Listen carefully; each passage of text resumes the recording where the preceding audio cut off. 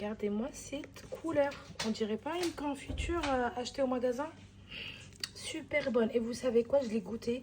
Comme elle n'est pas trop sucrée, on a envie de la manger à la cuillère. Pas besoin de tartiner.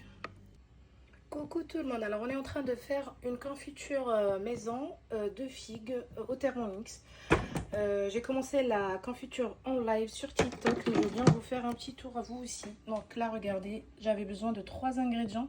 Je vais remettre la cuisson. Allez, et je vous explique.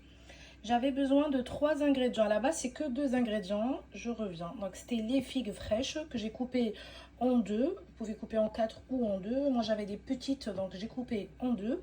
J'ai pas enlevé la peau. J'ai juste enlevé cette partie-là. C'est le petit chapeau.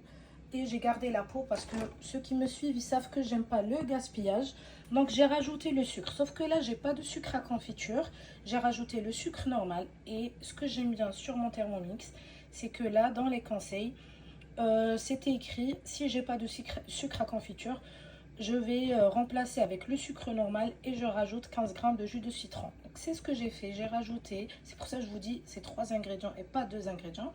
J'ai rajouté le jus de citron et c'est tout. Il m'a demandé de mettre en place le varoma sans son couvercle. C'est ce que j'ai fait et j'ai suivi vraiment l'image. On n'a pas à se perdre.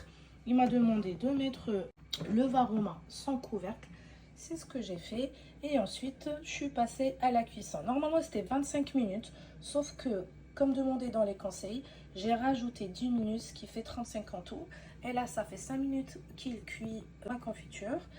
Et après, il m'a demandé, regardez, ébouillanter 4 pots à confiture et leur couvercle dans une casserole pendant 10 minutes. C'est ce que je vais faire. Là, j'ai préparé mes petits pots de chez Vorwerk où on peut faire nos desserts maison. Et regardez, ça va tout juste dans le varoma si vous voulez cuire à la vapeur.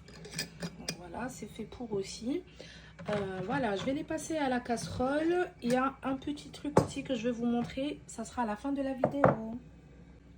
L'avantage de faire nos propres confitures maison, c'est de choisir, par exemple, ajuster le sucre comme on aime. Donc là, regardez, moi, il me demande 700 grammes de sucre. Comme je dis à tout le monde, à tous mes clients et clientes, vous êtes le chef de votre cuisine. Vous n'êtes pas obligé de respecter tout à la lettre. Donc moi, j'ai mis que la moitié.